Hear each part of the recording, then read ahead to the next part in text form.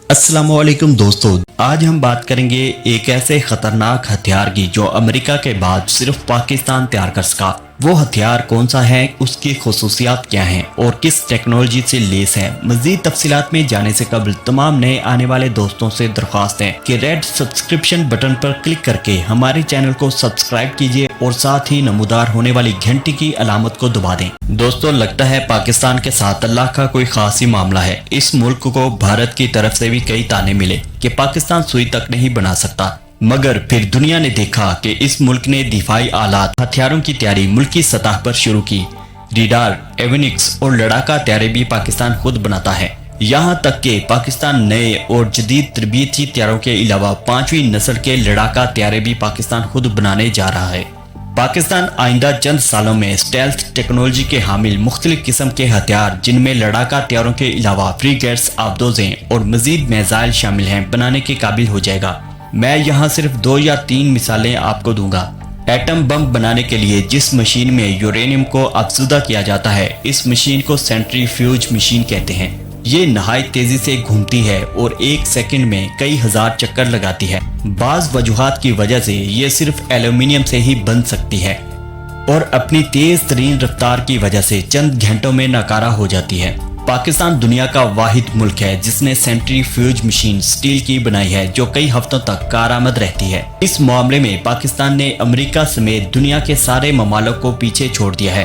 पाकिस्तान की अपनी बनाई गई इस सेंट्रीफ्यूज मशीन की मदद से पाकिस्तान यूरेनियम को 97% तक अफजुदा कर सकता है, जिसके बाद इसको बेखतर होकर हाथ में पकड़ सकते हैं क्योंकि इसकी ताबकारी खत्म हो जाती है। जबकि भारत यूरेनियम को सिर्फ 50 से 60% तक अफजुदा कर सकता है, जिसके खतरनाक ताबकारी असरात से मुतासिर भारतीय एटमी प्लांटों में काम करने वाले बहुत से मरीज देखे जा सकते हैं। लेकिन इससे भी ज्यादा बड़ा नुकसान ये है कि कम अफजुदा यूरेनियम मुख्तलिफ अवामल की बिना पर फट सकती है। मिसाल के तौर पर अगर किसी भी भारतीय न्यूक्लियर प्लांट पर रवायती हथियारों से हमला हो तो वो किसी एटमी धमाके की तरह फटेगा, लेकिन पाकिस्तान की अफजुदा शुदा यूरेनियम इस खामी से पाक है।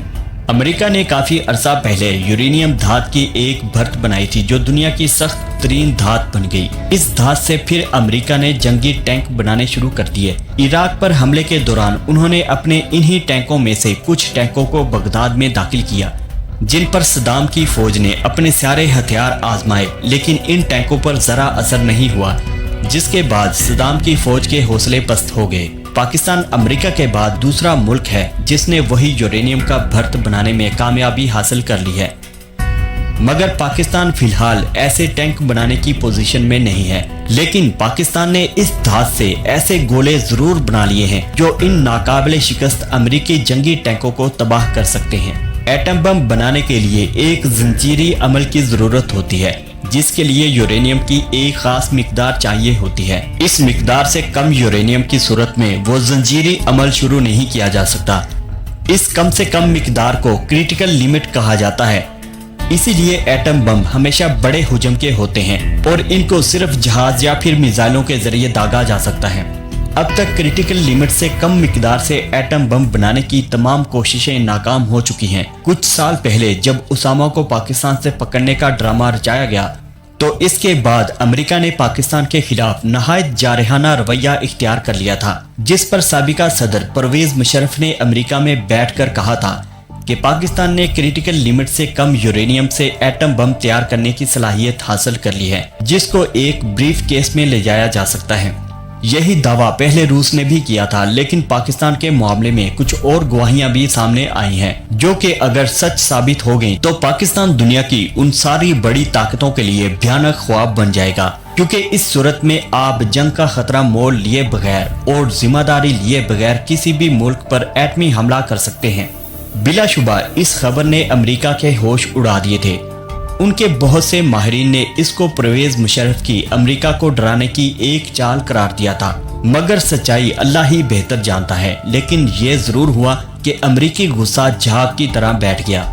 उसामा ही के मामले में इतलात के मुताबिक अमेरिका ने स्टेल्थ टेक्नोलॉजी के हामिल हेलीकॉप्टर इस्तेमाल किए थे। इस वाक़े के फौरन बाद अमेरिका की कुछ धमकियों के जवाब में चौथे दिन पाकिस्तान ने बाबर मिसाइल का कामयाब तजुर्बा किया, जो कि स्टेल्थ टेक्नोलॉजी का हामिल है और रेडार पर नजर नहीं आता है।